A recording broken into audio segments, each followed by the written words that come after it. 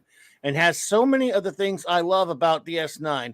Let me leave you with this thought from my head. I just pictured the Ross, the Ross the ROST self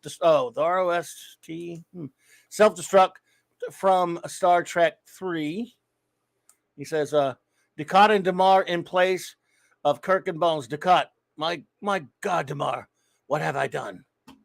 Damar, what you had to do, what you always do, betray and kill everyone until someone does it to you. That, of course, everyone who doesn't know, Damar's a character you'll meet later. And he says, Max also says, I'm beyond tired. Something HDG, have to go to bed. Okay. Can't even craft a meridian limit. Well, we forgive you, dude. We're not going to dock your pay or anything. Something, Brigadoon. It's almost like being in good night, all. I think he's already gone, but good night to the great Max Redstone. So while you're doing that, number one, I will start reading these reviews that we have for Meridian. JT Kirk says D-, Waggle. He is hot and heavy on this one. Boring like sands in the hourglass. So are the days of our planet. Two entities join in non-corporeal form. Right? Then materialize back into corporeal form. That's how you get Tuvix. No thanks. Thank you, JT. Whoa. You thought we were tough on it. Jeez, look at this one. Hungry for a few seconds to catch my breath, boy, says F! Exclamation point. F this episode, I think he means. Okay, who let the Oprah channel write the A plot for this? Jeez. Days of our out of phase lives. Dax out of character. As for the B plot, Dax is out of character. She's a love him and leave him. She's a get out of here. I have to shower. Yeah. She has been married before, but when she was, in other forms. But anyway, rated GB for Grody and Barf, says Hungry Boy. Grody? You said Grody or Lottie? Was Combs told he had to portray the ultimate creepy pervoid, and he did it well. But yes, he probably was. Before he could play Wayoon, I mean, he was extra creepy, especially when he goes and meets what's his name. But man, again, I just love Combs. I think he does everything well, even that. Yeah, but Combs was a consummate actor and played this with a blom. Yeah, he's always he can do it, even if it's a some character. Even the way that he changes his teeth, he always eats candies. Like he's above and beyond. Like when he does his costumes, he eats the candies of whatever the dominating color for the alienness is. And in this one, he eats a whole bunch of green candies. Does he? And he helps suspend my belief like so well. Like when he's Andorian, he does the blue. When he's this creature, he does the green. And when he sticks his jaw out and his teeth look so alien, is just, and he's so good. He's so good. Why did you waste him? Head desk. Oh my goodness. Enigmatic Drop Bear says D-. This episode presented two interesting concepts: a dimensional shift phenomenon causing an existential crisis and using technology for nefarious purposes. It was disappointing. It was disappointing then that the episode utterly failed to explore these concepts in any substantial way. It appears to be a failed second attempt at the failure that was Second Sight. I remember the episode vaguely now, but I probably forgot. But anyway, the story corrupts Dax's character in numerous ways. A character heretofore possessing wisdom and acute self-awareness, who, for example, looks wryly at Bashir's numerous careless infatuations. Yeah. Good. Another great point.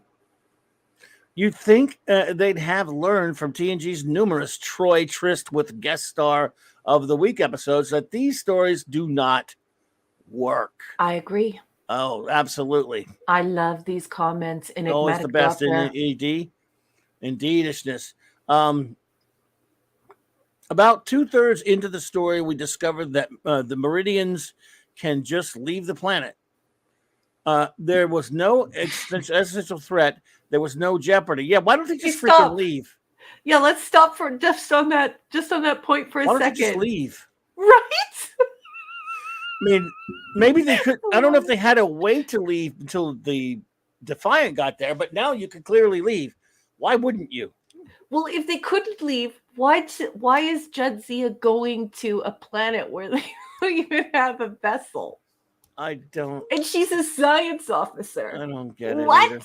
Like, It's a messy ED. mess of a mess episode. Enigmatic Drop Bear is making it even worse. He's making me want to lower my Enigmatic Drop rating. Bear. He's making me want to lower my rating. But I have to stick to it. It's still, I got a C- just for Jeffrey instead of a D. There were many continuity problems. E.g., Kira doesn't like holosuites. Only 3 eps prior, at the start of Second Skin, Dax was waiting to visit the holosuite with her to go anti-grav sailing. Yep. Yes, true. And she exercises in there too, doesn't she does exercise in there. Yes, she has been known to use it. That's absolutely true. Thank you so much, ED. Always fantastic, my friend. Just beautiful, beautiful Great reviews. stuff. I love them so much. Enigmatic Dropper, you enrich the conversation here so much. I appreciate it. Thank you. Indeedishness. Wolfie says C-. Jeffrey Combs. Yes, greatness. Yeah. Yay, indeed. Good sci-fi with the planet crossing dimensions, but the love story is PU. Really? You're going to leave your 100+ year life as a trill for this nonsense? Yeah, absolutely, Wolfie. It's weird. What we have here is a planet. You almost might want to say, what we have here is a failure to communicate. What we have here is a planet that is covered in poo, but leaves its poo behind when it jumps universes. What you're left with is a frozen poo crust with no planet terrible. A lot of excretions going on in that review. Because it's quite poopy. No argument, just saying. There's a lot of Michael Peakham says D. Just call it planet Dunabrig. Wow. Oh my goodness. I know. Instead of Brigadoon, we get you. Makes me think of an X-Men comic. You probably know why.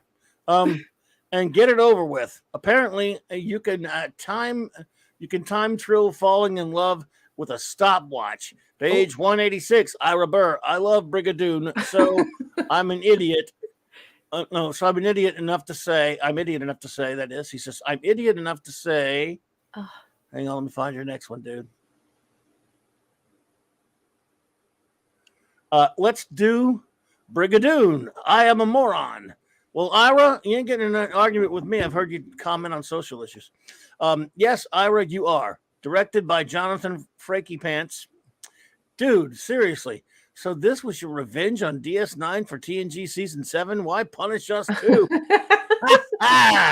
Nice. Oh, good one, Michael. And Michael continues. Holosuites. Every entertainment breakthrough has been led by porn. By porn, photography, motion pictures, home video, internet file sharing. So naturally, holosuite tech would be abused. Oh, yeah. Yes. Yeah. And Clobby and I find that incredibly interesting. And so what a lost opportunity here. And Chris Persia wants to remind everyone that this is not poopy stew level. It's not poopy stew level, but it is quite poopy. And JT Kirk says that he is quite certain that the colonists were taking bets, like they had a pool, to see how many cycles they could go without a poopy. Well, I mean, this one has just been so pooperific, folks. I guess we're just going to have to clean it up. Crap.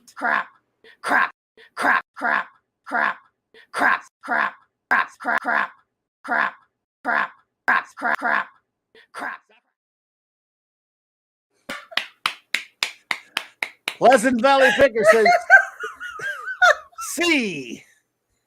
The only thing missing from this episode was a spontaneous musical number. Why did they steal the plot of Brigadoon?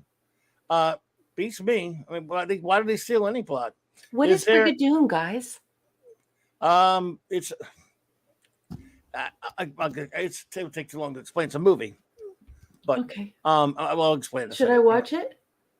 You have to ask Hunger Boy that. Okay, I will. Is there a Broadway clause in this season? The Dax relationship. The next relationship was. I'm sorry, I'm getting off track here. Where am I? I had to find his other one. Sorry, Phantom. I'm trying to find stuff. My attention span is crap today. Here we go. All right. You're amazing, and we love you. I'm sorry. Okay. Almost like falling in love, which could cue to the holodeck subplot. Yeah, if holodeck actually existed, they wouldn't be immediately there. They wouldn't be immediately ties to pay-per-view like Cinemax. Lol. Okay. So, he's got another one. He never tells you how many he's going to have. Yes, I know. It's a bit you got to tell me how many you're going to have. It helps me so I know to keep looking. It's like if you were a clown and there are all those ribbons stuffed up your arm, and you pull out one and it's attached to another one and it's attached to another one. And sorry, boss. No, I mean, I got you. Yeah, it's a musical. We're gonna do a musical. I don't like musicals, but somebody probably already corrected me in the chat. They'll tell you. You never heard of it?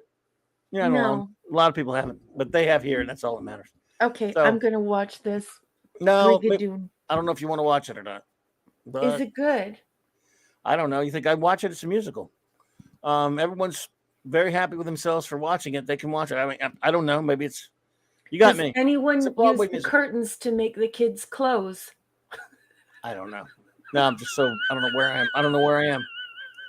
If this planet could go between dimensions, wouldn't anyone on it simply transition to that other dimension with what's needed to prepare? Julian with the fixin', get ready. Man, wow. I don't even understand half of that. Hang on. Everybody. I don't know, but everyone's making me laugh so hard that I'm actually crying. Oh, me too. Scuba Pete says C, or 2 out of 5 wrestling Lazarus.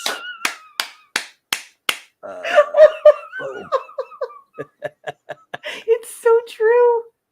D, you just don't want him to get any of his mustache or beard hair on you, because I don't think it grew out of his mustache or his chin. Definitely grew somewhere else. Jesus. Derek A says D. This was just a forgettable episode that just was meh. It's a fair cop. Nevada Dax Amanda Bear says C. I like Dax the character, but not of the backstory.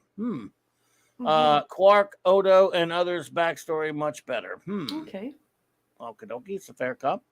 Michael Beacom says, page 186. Of all the stories I've done for Star Trek, Meridian is my least favorite, reflects Hilary Bader, who shared story credit with Evan Carlos Summers. Thank you. That's when you need a nom de plume. Yeah. when you write something like that, you're like, okay, so I'll take the credit for that under my nom de plume. Indeedishness. Kal-El says, C-. This episode had an interesting premise, but it could have been implemented in a much better way. The lengths that Quark went to trying to get Kira into the holosuite, and the ultimate conclusion to that subplot was hilarious. Sisko's granting Dax a 60-year leave of absence seemed very far-fetched. Right? Even if Bashir thought Dax could shift with the rest of the inhabitants of the planet Meridian. Hang on. Which in the end, it was revealed that she couldn't. It wasn't the absolute worst episode of the series, but it certainly wasn't the best that DS9 had to offer either. No. Well, at least you didn't have to fight the other dimension, Jadzia Dax. That's something. At least she didn't. Rod Thunderheart's here. Hey Alberta. Rod Thunderheart, what's up, dude? All right, man. You need to come to Clubby's Clubhouse because there are so many people now in Alberta. We're thinking about doing an Alberta meetup. And guess who's moving to Alberta? Kamloops. What's his name? That 70s rock 70s rock star? fan. That 70s rock fan. That cool Scottish guy. He's moving to Alberta. We're going to do an Alberta meetup. Come to the Clubhouse on Thursday. Anyway, I love you. It's nice to see you. Now I have to throw it back to the boss before I get kicked. Claude Parrish, aka Minimus Prime, says the instant love crap always pees me off. Yeah, me too. That's something. Me that's too. always I hate aggravates it. me. It's just too. I mean, yeah, too much. It was so hard to overlook. It ruins everything else. Only Demon with a Glass Hand had a worse instant love plot killer. Mm-hmm. It wasn't that long though, but yeah, but still, that's a masterpiece though. Don't dare insult Demon with a Glass Hand. How dare you? We were just talking about that the other night. Pleasant Valley Picker says C-. The opening with Kira calling Odo her lover to fend off Tyron was amusing. Should have been the A story. Yes, I think so Yes. too. The Meridian concept of a world that phased in and out of corporeal existence was intriguing. It was never seriously examined. Instead, we get a Dax romantic plot line that was total padding. I agree with that as well. It's like watching a Hallmark made-for-TV movie. That's a good point. Dax having so many previous lives, falling head over heels for the men she just met, stretches credibility to the breaking point. Yeah, I'm with you there. Meanwhile, the B-plot becomes more fun as it progresses as Quark's greed drives him to make one bad choice after another with hilarious consequences. That ending in the Hollow Suite is one of the funniest, most horrifying things in the entire series. A classic moment gets a C- for that reason. Otherwise, D. Thank you, PvP. I concur. I feel like you and I gave too high of a rating. Yeah, we probably did. We're just a couple of old suckers. I mean, yeah, but yeah, Jeffrey Combs. I'm just gonna love him. So yeah.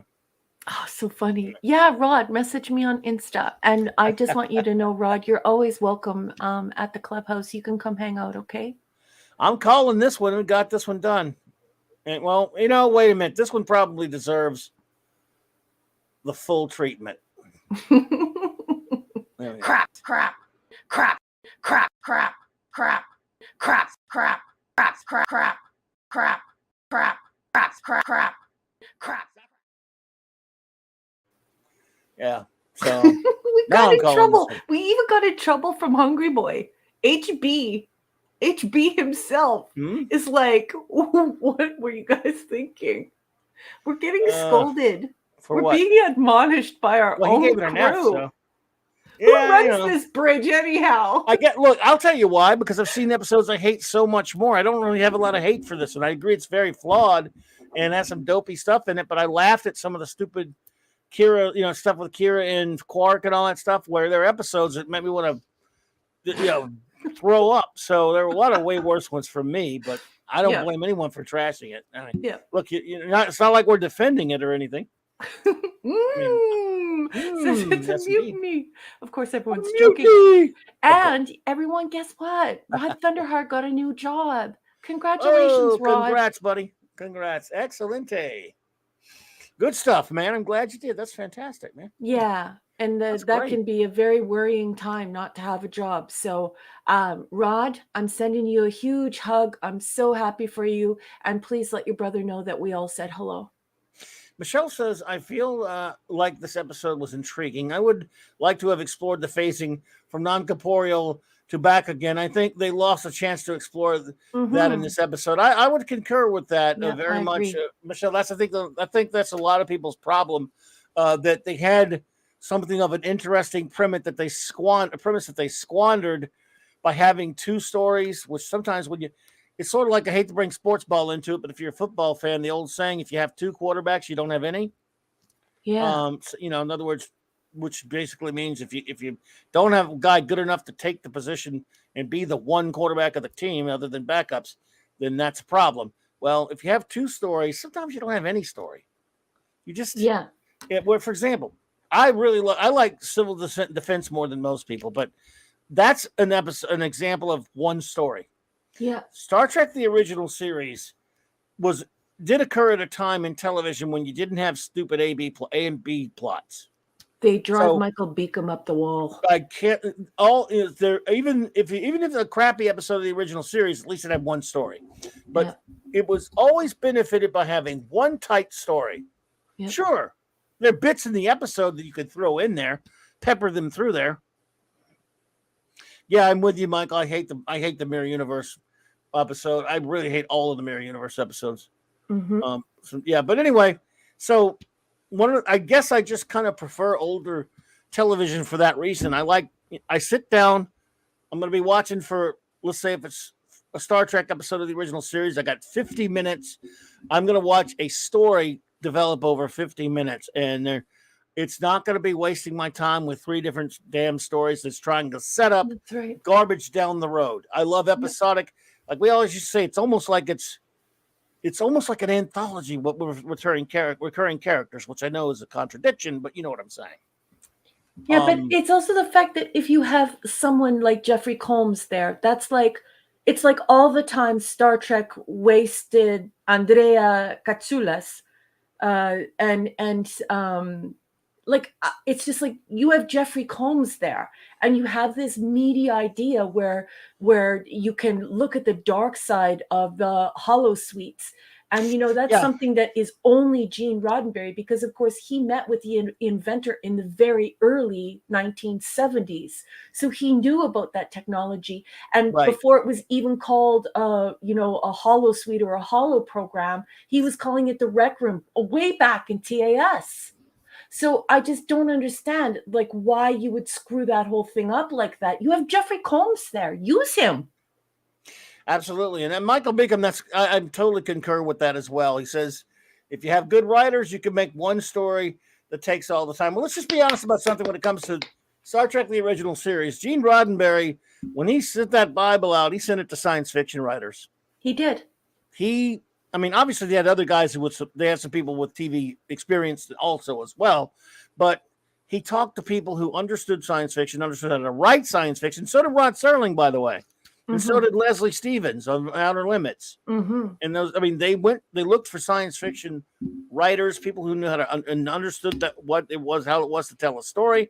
Could you imagine a Twilight Zone episode with a A-B plot or a Outer Limits like that? No way. No. Who needs it?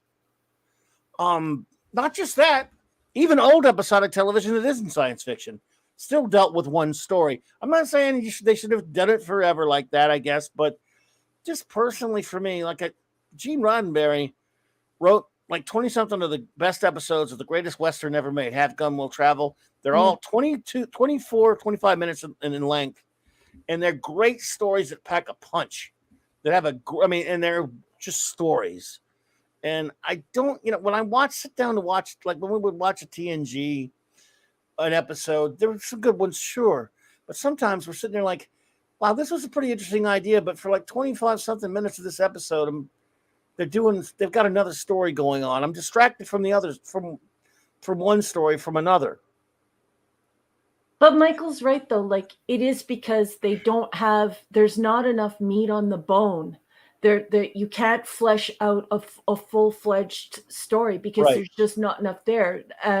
But if you're not a talented writer and if you don't have your heart in it, if you're not a science fiction author, you're not looking at that hollow sweet storyline and saying to yourself, oh, okay, so how do we unpack this? How do we show people? How do we help people to understand how this technology could be abused? How do we do the same things they did with broccoli, but make it more of a what happens when you involve profit? What happens when you involve human sexuality, and how can we abuse this in this way? And let's do something interesting here. But when it's just a drama writer, all they're thinking of is how long could we carry on this?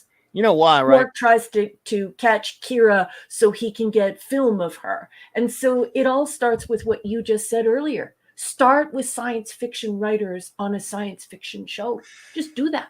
This is all Michael Pillar's fault, to be perfectly honest with you. I nothing against him. I'm sorry. When he worked on TNG, this is a guy that I remember even back then reading interviews, because when TNG would air that week on the Sunday night, this is I've told you this before. The conversation I'm having with my friends after we would watch the episode, It went something like, well, this part was pretty good, but then you had this crap. Basically, and we'd end up saying done before, done better. We'd say that a lot. And we'd also say, like, they jerked around. The interesting stuff took place in sporadically, but they just kind of jerked around doing all kind of other stuff that had nothing to do with the story. And when you would read interviews with Michael Pillar, you know what he talked about his inspiration for writing the way the stories or episodes are structured on TNG? It was LA Law.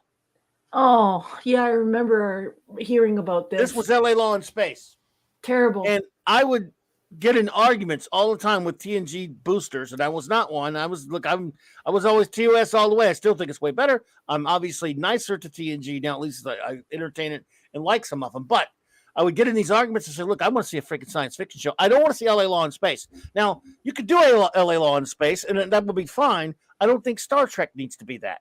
No, but it's just so much more cerebral, the original series. I said, no, it's not.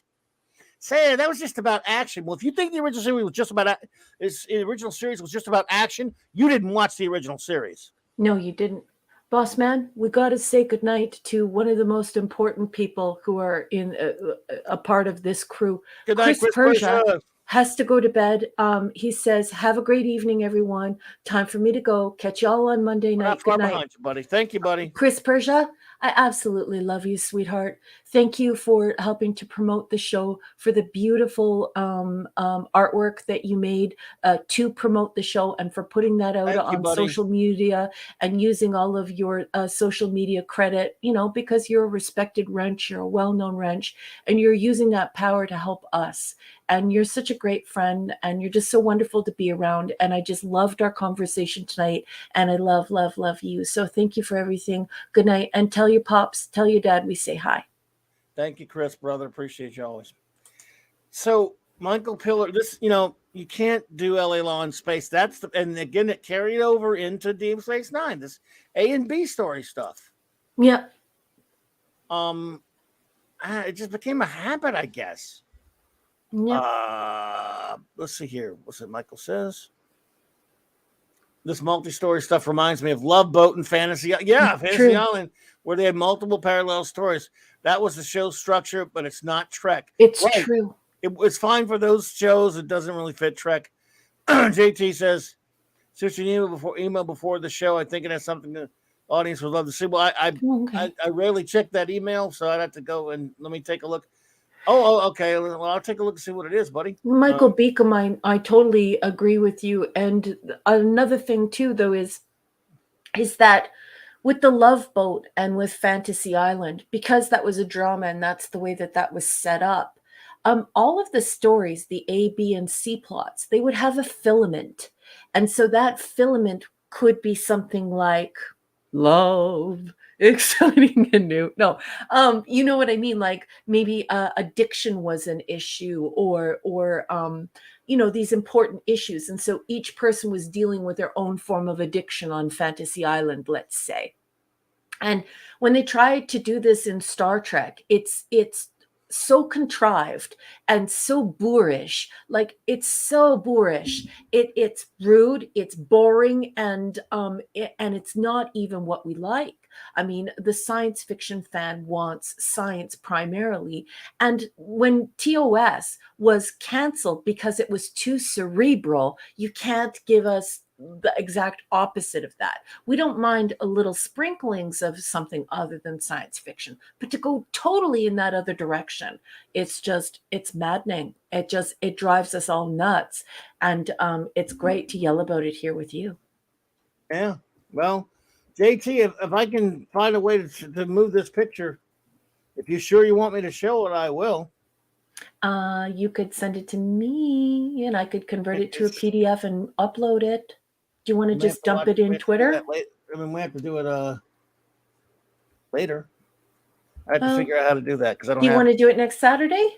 We may have to do it next week, JT, because I got to figure out how to convert. I don't think I can download it.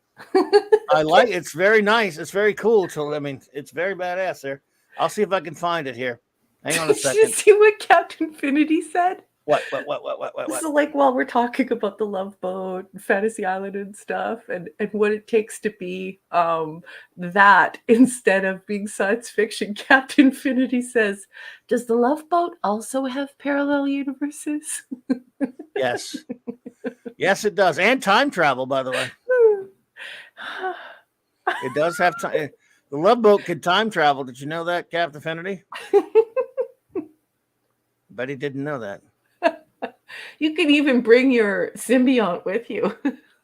Yeah. Yes, you can. Let's see. So funny. I'm looking for it now. I can't.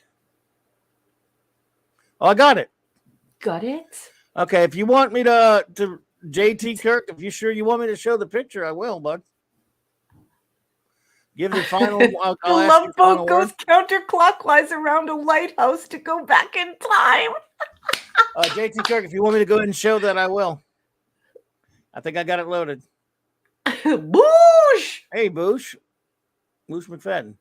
So I'll did he say short? Okay. All right. First, I will read what he said. Because again, I just don't check my emails that much. I rarely check them, and then I forget to go back and look at them. I'm terrible with my email. Twitter, I check that a little bit more because I have to. I check after anyway. Okay, he says, "Hey, Clobbered Times, I caught my 2-year-old son watching Star Trek earlier this week. This picture is of him below. This picture of him below is without me posing him, etc. I am glad he's going to be enjoying the IP as much as I do.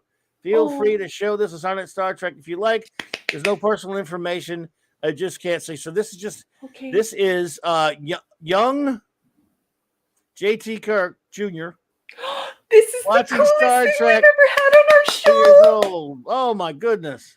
Oh my God. This is so good. That youngster's starting out right, buddy. This is so cool. Nice. Well, And thank you for sending that. That's hilarious. And now, if we ever do another draw, I will consider little people stuff if JT wins for when we do the DS9 draw. And speaking of kids, the next gen of TOS, Michelle O'Rourke Johansson has a request from you, boss. Oh, sure. I mean, we can do that. That's a oh, sorry, I hit a button wrong. You want to hear me? Oh, thought I muted for a second. Well, sure, Michelle. Let's see. Can you ask Clobberin if he would be okay with you and him saying hi to my son? I want to put my headphones on my stomach. So you're approaching son, right? Yes, he's not born yet. Just tell us when. Okay. We can't name him, so we'll just have to say Michelle's son. We will. So it's not my, just say when, Michelle, and we'll do that. That's yeah. I don't want anyone else putting their headphones on their stomach. Only Michelle. That's an order. Don't put anything on your Especially stomach. Scuba Pete. Oh, his name is Morgan. It's Morgan. Okay. Well, just tell us when you're ready there, Michelle. And especially Scuba Pete. I don't want you doing it. Hungry Boy, none of you guys. Only Michelle. So I guess let us know. Just tell us when. Yeah. Well, let's see. Okay, there we go. All right, here we go. I don't know how to do it. But hello, Morgan. Whoa. Hi, Morgan. Okay, so Morgan, you're going to have to learn this for when you get older. Space, the final frontier. These are the voyages of the Starship Enterprise. Its 5-year mission to explore strange new worlds, to seek out new life and new civilizations, to boldly go where no Morgan has gone before. Well done. That's how safe journey, little man. Absolutely. Morgan, do what your mom tells you to do. Be good. That's first, of course. And don't eat too much candy. I belay that order. As your captain, Morgan, I ordered you all the candy you want. but just don't tell your mom. Just kidding, Mom. Morgan, all I ask of you is that you love Star Trek and you love comics, but don't read any modern comics because they're poopy. So I want you to, when you're old enough, go back and read old comics from the 60s and 70s. Do that. And be nice to your mom and dad. Yeah. And because they're fantastic, because they like make you exist and stuff. And even when you're having a bad day and you're not so happy about existing, then you can blame them too. So you got that going for you. Eat your vegetables, young man. Eat your vegetables. And don't sass your ma. Eat your vegetables, but eat pizza sometimes too, and hamburgers. and if they still have pizza and that sort of thing, when you're old enough to eat them, eat pizza and stuff. And hey, your mom is awesome. And just, hey, be a stellar individual. Be a great person. Save the universe if you must. Be a superhero, or be like a detective. Be a captain of a starship. Be something. Be seeing you. Be seeing you. Warp Speed Morgan from Saturday Night Star Trek. There we go. I hope any of that was inspiring. And if it was inspiring, then I'm gonna have to worry about you, Michelle, if that inspired you. Don't put clams on your pizza, kid. Oh yes, but it was great talking to you, Morgan. No matter what Michelle. Uncle Mark says, don't put clams on your pizza. They're sea tongues. I don't think Michelle knows about the clams on the pizza thing from Mark, but I don't know if she's heard that sordid story. But yeah. Yes. Now thanks to us, you realize, Michelle, thanks to us, he's gonna turn out to be a big geek like us. So first words, Captain Kirk. In 20 years from you, I don't want to hear from you blaming us that he's a geek. Well, I would probably won't make it that far anyway, but if I do, then you can blame me, I guess. But he'll be cool, though, at least. Just tell him to watch it on the action figures. Us geeks really do too much of that. Oh, we love you, too, and you're very welcome. Thank you. Thank you for being here, Michelle. We always love making new friends here, and we love having you here. So I guess we're pretty much done for the night. We could probably let everybody start getting out of here. We'll do a quick show note. Do you have any closing words, number one, before I do show notes and get us out of here? Yeah, I just want to say thank you to the whole crew. You guys were great today. You're great every Saturday. I love your company. I love all the words and all the feelings and all of the thoughts that you put into these conversations. These conversations are stellar, pun intended. I love you guys, and I appreciate this time that you spend with us. So thank Michelle. you. Yeah. Great conversations. I want to thank our wrenches. I want to thank D. Bud Martin. I want to thank Lord Thoth, long live the Legion. Avon lives. And I want to thank Chris Persia and Eric K. These guys are the big guys. They work for the big guys, and they come here and hang out with us, and they just make our show great, and they keep our community safe. They keep our crew safe. So and they make sure that we can have great conversations.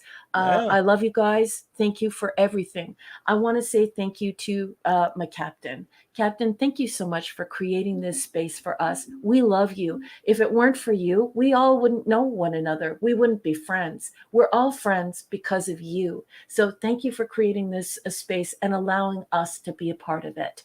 And enjoy the rest of your weekend, everyone. I love you all very much. Thank you for everything. Good night. Mwah. Indeed. Michelle, thank you for being here. We all love our new friend, Michelle. Everyone, please have a wonderful night. We're going to say our goodbyes. Now, what we do is we do all the goodbyes. But first, show notes. Monday night. I don't think Mark D will be back for Geekery tomorrow night, if I remember correctly. But Monday night, Mark C. Comics Talk on Clobbering Times. The Great Hungry Boy joins me to talk some comic book art. Can't wait for that. Looking forward to it. Wednesday night, Thursday night. Of course, Wednesday night's the wild card. Thursday night's the clubhouse. We should have Mark back for that. And what else? And just next week, of course.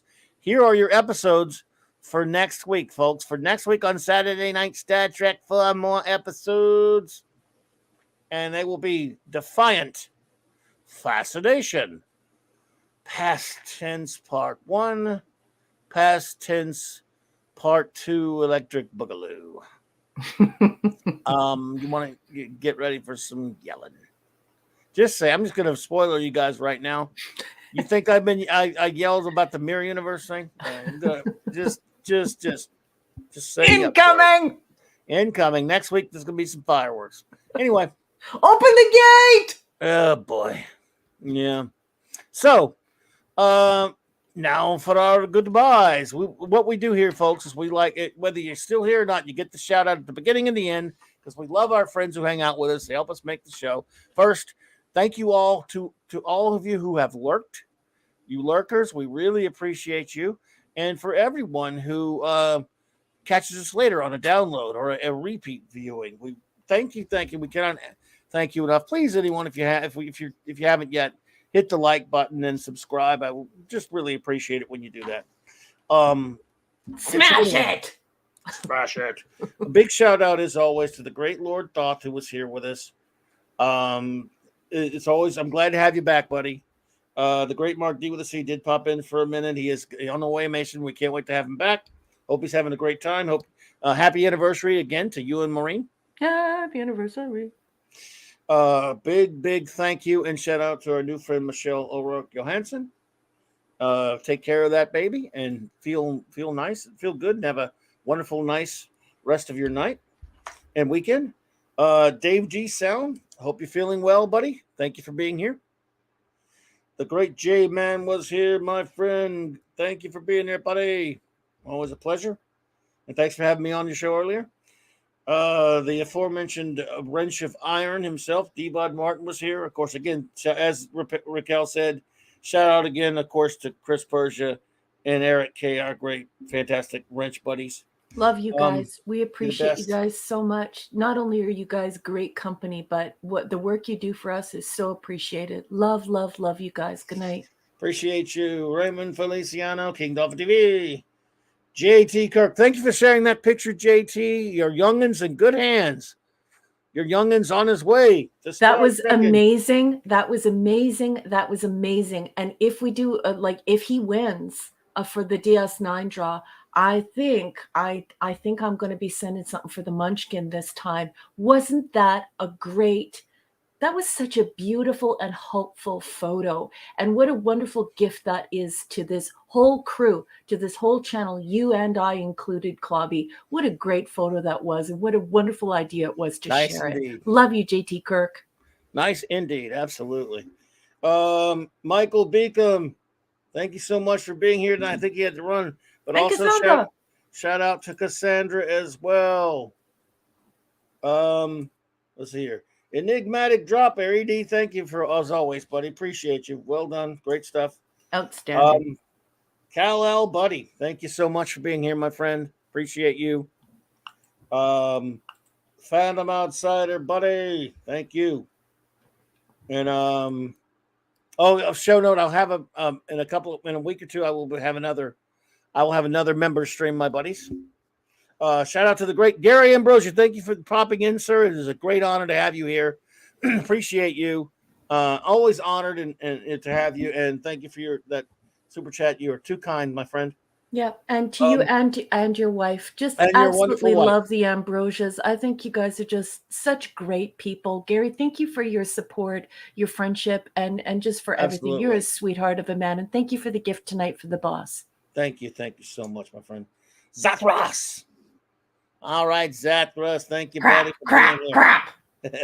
Tyrell 72, my friend. I hope you were having a great night at work, wherever you were, and that's always good to have you, my buddy. The Comic Relief Crusader, thanks for being here, man. Appreciate you. Hungry Boy, can't wait to see you, my friend. Can't wait to see you Monday night to talk some comic book art, buddy. Looking forward to it. Wolfie.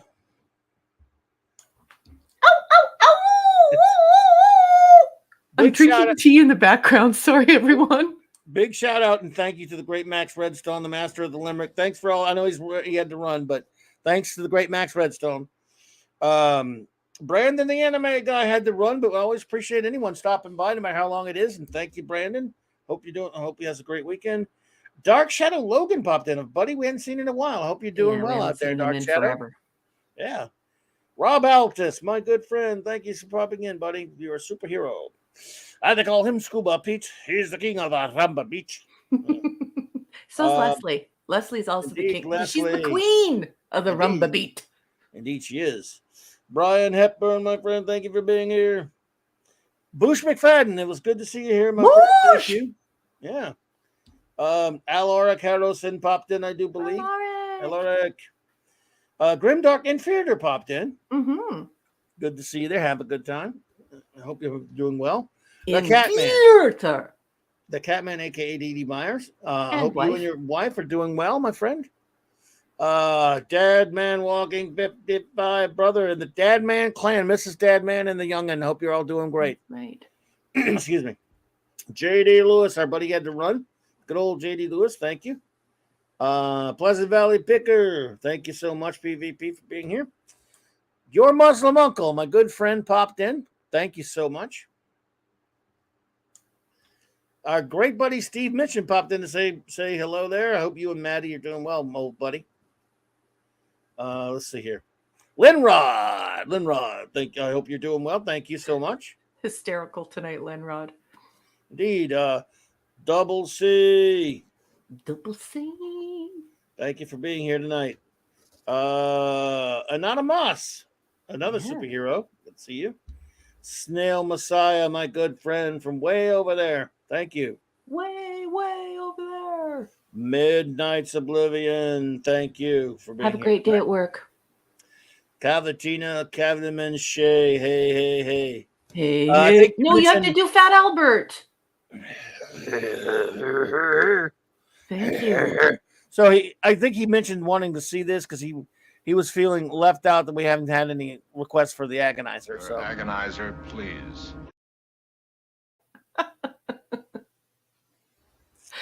Was here with us.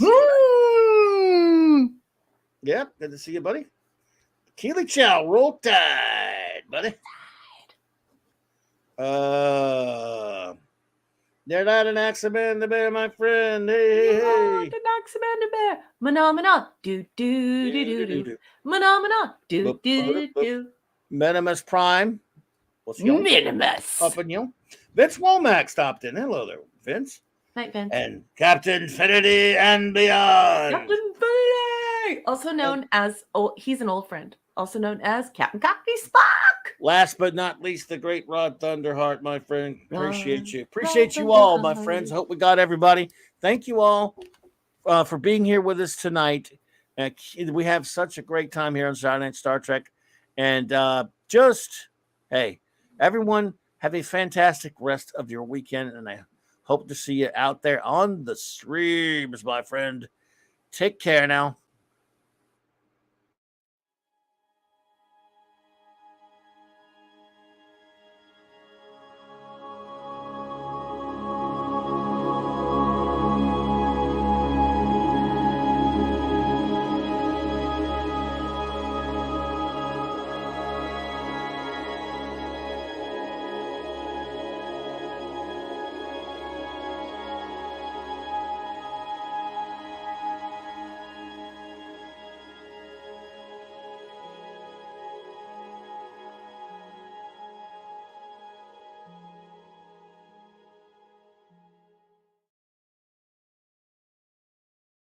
Clobberin, clobbers.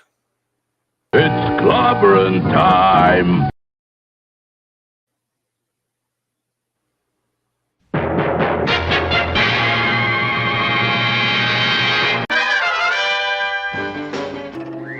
Atomic batteries to